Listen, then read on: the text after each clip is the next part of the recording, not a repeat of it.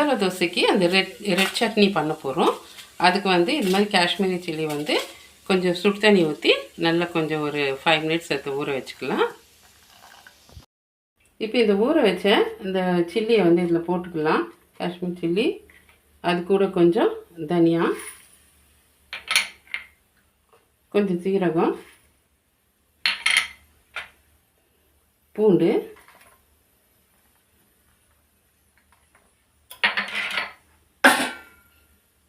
கொஞ்சம் கடலை, கருவேப்பிலை, கொஞ்சம் சால்ட்டு இது போட்டு கிரைண்ட் பண்ணிக்கலாம்.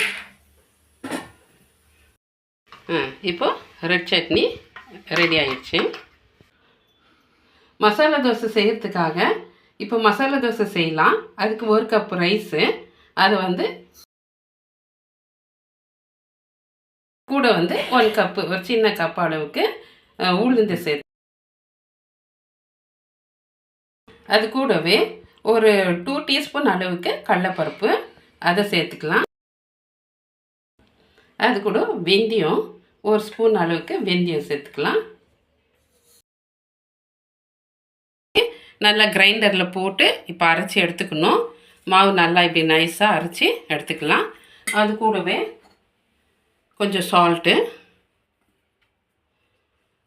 ஆட் பண்ணிவிட்டு கொஞ்சம் குக்கிங் சோடா,